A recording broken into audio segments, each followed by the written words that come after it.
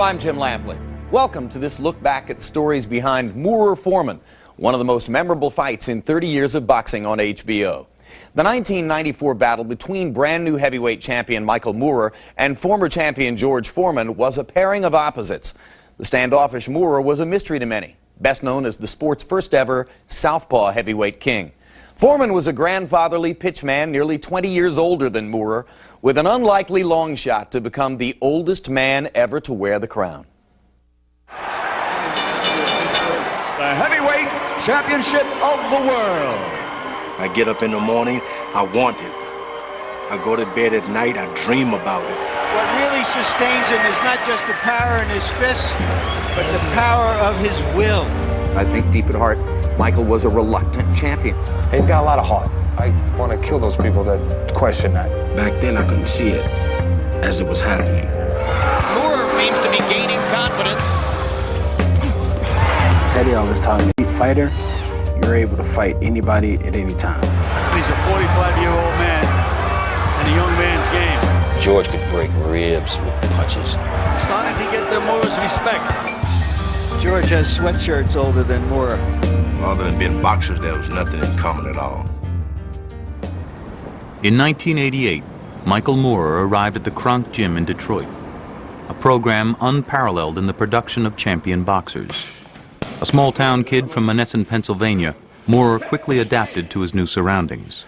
When you fought inside the gym, you gained a lot of notoriety, recognition of what you did in the ring, and I kicked a lot of ass in there. We turned him professionally in March of 1988, and in December of 1988, on nationwide television, he was the new light heavyweight championship of the world. What an uppercut, and George is putting Hassan away as the referee Grable steps between, and he has killed it. Manuel promoted him as the next Tommy Hearns, and so from day one he was under a lot of pressure. Michael Moorer was definitely one of the greatest light heavyweights I've had in the history of boxing. Michael Moorer had knocked out every opponent he faced as a light heavyweight. With nothing left to prove in the light heavyweight division, he became a heavyweight, facing men often 80 pounds heavier than any previous opponent. White goes down less than a minute into the fight. By the time that Michael Moorer had began fighting as a heavyweight, he also had made big changes in his mental makeup. He wanted to do things more his way. Regardless of what you would tell him, he wanted to prove you wrong. So in 1991, Michael Moorer moved out of Emanuel Stewart's house in Detroit, which he thought of as a home. His trainer and surrogate father had sold his contractual interests. For nearly 2 years, Moorer had a series of trainers, many of whom questioned his desire and mental makeup. I had heard that he was a guy that would walk out in the middle of sparring, and I said, this is a guy who's just unsure of himself. In 1993, Moorer's manager, John Davamos, hired trainer Teddy Atlas, whose reputation was of a tough-loving disciplinarian. He would push me and I'd push him right back. He wasn't taking any shit, neither was I. He had been abandoned by a father. He had been abandoned in certain situations professionally, so he wanted to test to see if you were really going to be there, if you weren't going to disappear. There's no question that Teddy was the right guy at the right time. He was my trainer, and he was also my friend, a person who taught me a lot. I love Teddy. I'm sure he feels the same way about me. He won't say it, because that's that tough guy image. In only their second fight together, Moorer and Atlas walked into the ring to face the greatest challenge of their collective careers, a heavyweight championship fight with Evander Holyfield. Let's get it on! Will Michael Moorer get it on? Short punches inside, doing damage for Moorer. Already his punching power a factor in the bout. Holyfield knocks him down. Early in the fight, Atlas confronted Moorer about his passive approach in the biggest fight of his life. You go in there and you start backing this guy up and you start doing what we trained to do. Otherwise, don't come back to this fucking corner. Do you hear me? Where's the fight? Where's the passion? Where's the desperate need to win the title? You're lying to yourself because you're gonna cry tomorrow. You're lying to yourself, and I'd lie to you if I let you get away with that. Boxing tradition suggests that a challenger must take the title from a champion, especially a respected champion like Evander Holyfield. Atlas worried Moorer wasn't doing enough. There comes a time in a man's life when he makes a decision to just live, survive, or he wants to win. You're doing just enough to keep him off you and hope he leaves you alone. Can Moore win a championship this way? Does he have to show some passion and make something happen? Or can he just go along trying to win each round? Do you want me to change places with you? You're blowing it. You're blowing it. You're satisfied just to do enough to keep him off you. You can't do that now. In this world, we can't do that all the time. You heard it. That's as good as anybody can say it. As the fight progressed, Moore began to heed Atlas's instructions and went after Holyfield. To many, it seemed Teddy Atlas willed Michael Moore to victory. They made him the star, but I was the fighter who brought that out in him. One last assault from the challenger. And new heavyweight champion of the world. Was there anything in particular that he said that rung a bell? When he said, this is the one opportunity in a lifetime, you've got 12 minutes to go? He told me this is for my son, and I pushed hard for my son. In addition to the credit given to Teddy Atlas, the legitimacy of Moore's victory was called into question by rumors surrounding the health of Evander Holyfield. Evander went to the hospital to have his eye sutured. At that point, he developed some shortness of breath, he got some fluid in his lungs, and there appeared to be an obvious problem with his heart. The circumstances involving Evander Holyfield after the fight were so unfair for Michael because it made his victory almost shallow. They took away from me winning the championship and focused it on him having a heart attack, so-called heart attack. Coming off the Holyfield win, he felt like he had something to prove. George Foreman also had something to prove. As a young man, Foreman was regarded as one of the sport's most brutal contenders. He's not normal. He was never normal. Frazier has never taken this kind of punishment, and it goes down at the bell. When he hit Joe Frazier, I thought the world was coming to an end. Down it goes down again. That George Foreman intimidated the hell out of a lot of opponents. He would just come in, growl, throw punches, and go home. George was once as feral a figure or as demonic a figure as Mike Tyson. Easy. George was kind of a freak. George was unusual. George was one of a kind. If you could survive 1 or 2 rounds with me, which would be a lot of pain and probably a lot of heartbreak in your life, because not only could I hurt you for those few rounds, 2 or 3 rounds of my previous career, I could really do damage to your body physically and your brain. But Foreman would soon meet his match. In 1974, he fought Muhammad Ali in Zaire and lost the championship of the world. The reason why he lost the title to Ali, not because Ali was better than he was, but George had one thing in his mind: destroy Ali. And I remember beating this guy and hitting him upside the head. The next thing you know, I retreated just a little bit. Ali, a sneaky right hand. Another sneaky right hand. When I was on the floor, losing the championship of the world. If you look at those film clips carefully and watch Zach Clayton's count, Foreman is up at 9, and so beaten he just goes to his corner. Just walks off. He was beaten mentally more than physically. The bitter memories of losing his title haunted Foreman. He retired in 1977, and for the next 10 years served as an evangelist minister in his hometown of Houston, Texas. The little fame and fortune we get is not going to follow us in the grave, brother and sister. 13 years after losing the heavyweight title, he began his seemingly impossible quest to regain it. George came to me and said, "Butch, I'm coming back in boxing. What do you think about handling it?" And I talked to him and I said, "George, this is a young man's sport. You should leave it alone." His return to the ring in 1987 was greeted with mocking laughter from the media. When this comeback started, I was one of the guys going, "Oh, come on, please, boy, you know, some guys will do anything for a buck." 257. 257. His physique was not as appealing as it was many years ago.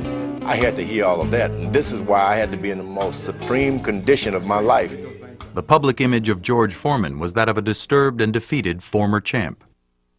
By his own admission, Foreman returned to boxing for the money and nurtured a new consumer-friendly image in the process. Oh, George. I was a salesman. I'd learned to be a salesman. I had 10 years out of boxing to be an evangelist, and I understood if you don't really make some noise and make people pay some attention, no one is going to stop and listen to you.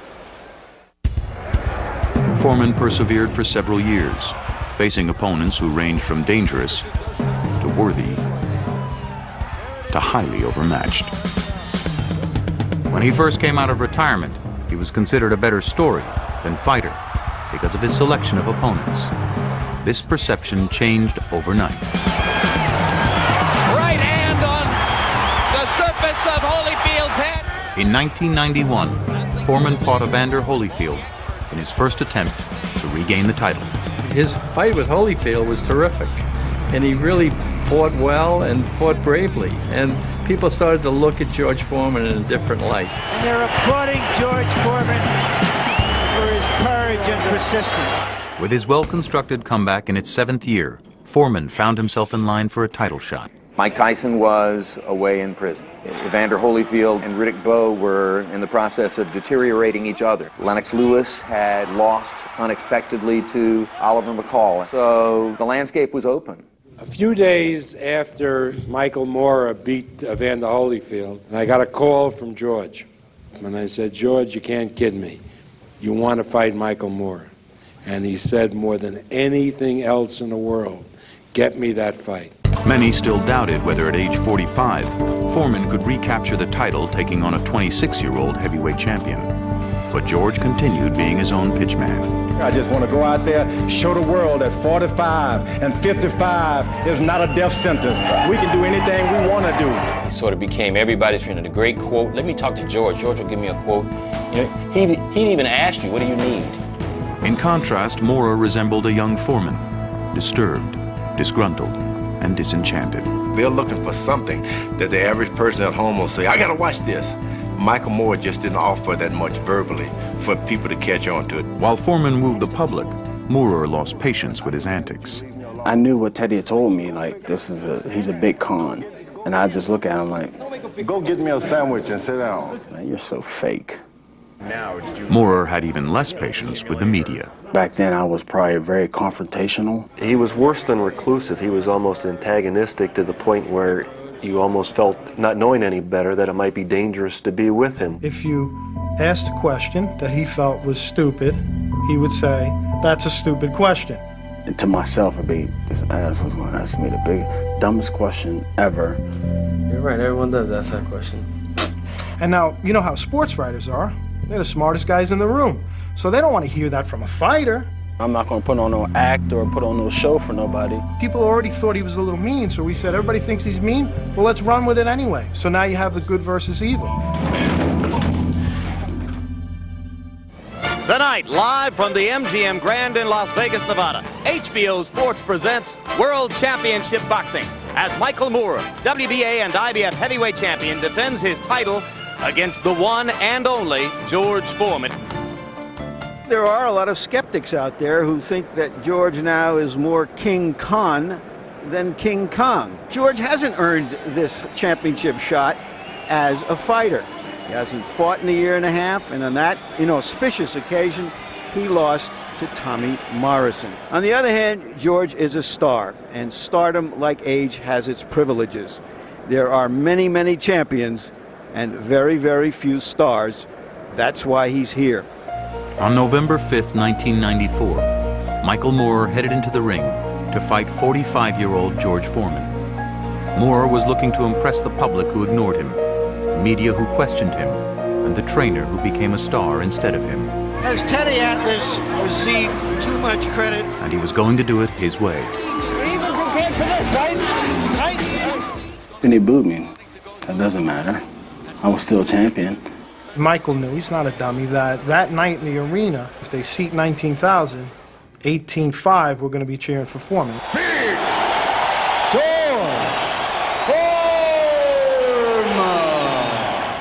Foreman looked to become the oldest heavyweight champion in boxing history. But despite the optimism of the crowd, few gave Foreman more than a puncher's chance. At that point, I just thought that middle-aged men don't knock out 25-year-old heavyweight champions. I'm the boss man in here. Take hands, good luck. Left and a right inside by Moore. Sizzling. Solid left hand over the top, backing Foreman up again. Sharp right by Moore, who seems to be gaining confidence. I like that he was starting to feel good about being champ and feel confident and trying to fulfill what everyone said he wasn't. Teddy might have created a monster. It's just a guy. Our sparring partners were better. Teddy always knew that instilling confidence in Michael was one of the keys to getting him to perform at a certain level. I have a sense here, Gil, that Moore feels as though he has felt Foreman's power and it's not going to hurt him. That could be a big mistake. I had no intention of throwing out my power at him in the first, second, and third round. He didn't have control over the fight. He didn't have control over me. And my intentions were to extend him and make certain that when I hit him with one shot, he would not get up. There's no reason for you to stand there and let him find you. George with a strong start in round 5. Moore is still standing right in front of him. Big right hand. That's the best right hand of the fight by George Foreman. I never could understand why he was being so courageous. Standing in front of a big man like that. Moore allowing Foreman to land, and the big man is getting off to good effect in round 6. I don't think we've seen him yet follow Atlas's instructions to move away and put more distance between himself and George. Listen to me, you're not gonna have a real friendly corner. I'm proud of you, but you're not gonna have a friendly corner if you keep letting him go slow. All right? You're gonna make him go faster? I thought I was doing fine, but he's on the outside looking in. I can't see what he sees. He can't see what I see. Harold Letterman, how do you see it so far? Jim, 6 rounds to 1, commanding 5-point lead for Michael Moore. So I can perfectly understand how if Teddy was saying do this, do that, between rounds 4, 5, and 6, and 7, Michael was thinking, why do I need to listen to anything? Everything I do is working. What people don't remember is up until the 10th round, Michael fought the best fight of his career. I mean, he was tremendous that night. I think he was brilliant for the first 9 rounds. He was doing everything right, but I was doing something he had not prepared for. You can see Foreman loading up with that right hand. I'm surprised that Moore couldn't see it. How can you say he was setting me up for a 1-2? I don't think Teddy Atlas and those trainers knew exactly what I was doing. That's bullshit. Totally. What's not bullshit is that George knew his best chance to hit you was with a blind punch you wouldn't see. At the end of the last round, I thought Michael Moore had found the key. He was moving to his right, and he was really picking George apart. He comes out this round, and he goes right back to his left again. Michael Moore was falling into a trap. There was a case where George set him up with that right hand, but just couldn't pull the trigger. That's those slow reflexes. I think the myth of George's power has been exposed by Michael Moore so far. He was swollen up. He was losing. He was starting to wonder whether or not he was going to pull it off. And George makes it out of the round that bedeviled him in Zaire 20 years ago.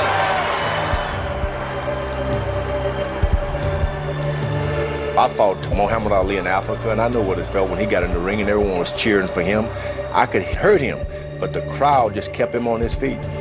Now, for the first time in my life, I was feeling the same thing. Here was a guy that was clearly on a mission in his own life.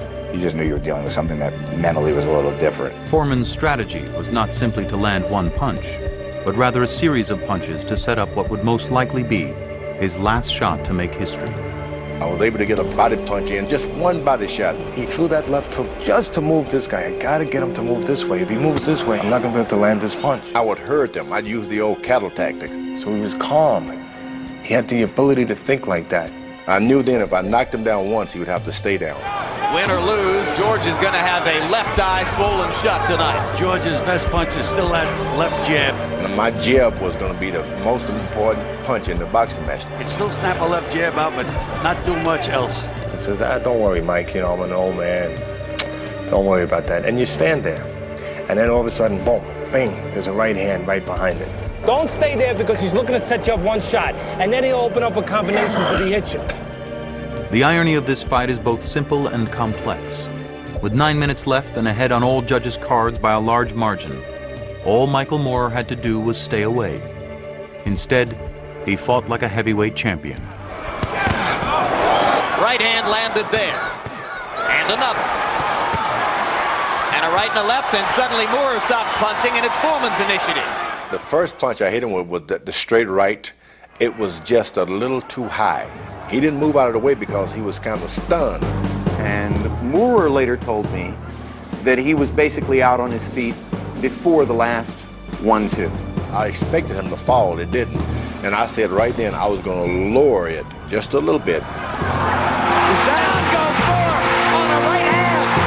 An unbelievably close-in right-hand shot. 5, 6, 7, 8, 9. It happened. It happened. I think that George has advanced ring intelligence. I had this all playing out for the previous 3 months. Bullshit. Don't fake it. You got lucky. Don't sit there and say you planned it. By no means. I can't believe it. I can't believe it. I was crushing him for 10 rounds. Nobody had any idea that I was setting this fight up all night. I don't have no bad feelings against George, but don't say that you set this up, because you're lying then. You're lying. Michael Moore is Down goes Moore on a right hand. An unbelievably close-in. He never saw it coming. Everything disconnected. My body was completely dead. And it was devastating. 5, 6, This was a chance for him to grow. 7, 8, If he got through it, who knows what would have been in front of him. 9, 10. But we didn't quite get there. It was an unbelievable achievement, but I have to tell you that my face was not on George. My heart was with Michael Moore on the mat. I respect the fact that he came there to fight.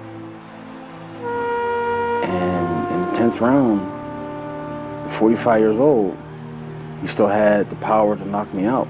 And I remember going up the freight elevator, and I remember looking over, and there was Michael standing right next to me, and Teddy standing next to him, and there was no one else in the elevator. And I remember looking at him, and I just said to him, I said, look, Michael, you have nothing to be ashamed of. You could say things about yourself that no man can say. And he said, I don't care about any of that stuff. He says, I'm only upset is, how do I explain this to my son? I had told George for months, George, how are you going to find him? You haven't fought in a long time. He moves in there. He goes at a different angle. He's a southpaw. He wouldn't stand still for Holyfield. Why would he stand still for you? And George said, you watch, somewhere late in the fight, he's going to come stand in front of me. Wow. I dreamed I knocked Michael Moore out before that fight. George knew this all along. George saw this from maybe, from 5 years before.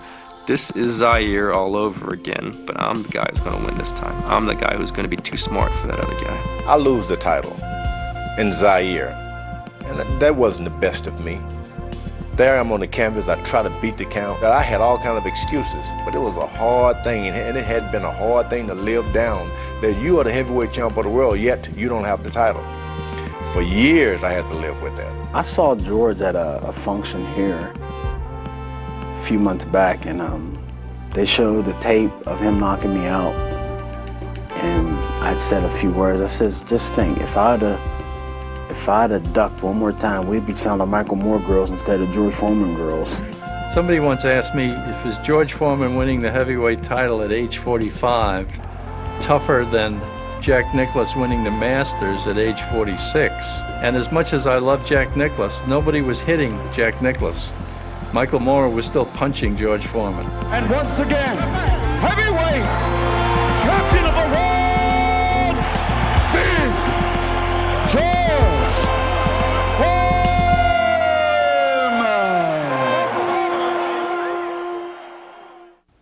Michael Moore later recaptured a heavyweight belt, but lost it to Evander Holyfield. George Foreman had never openly sought specific redemption for his demise against Ali in Zaire, but it's revealing that he chose to wear the same trunks on this night that he had worn in the jungle 20 years before. His triumph was trumpeted in headlines, but it spoke even louder in the fine print of endorsement contracts, which earned him hundreds of millions of dollars. Call it the biggest purse in the history of prize fighting. Thanks for watching The Tale of Foreman Moore.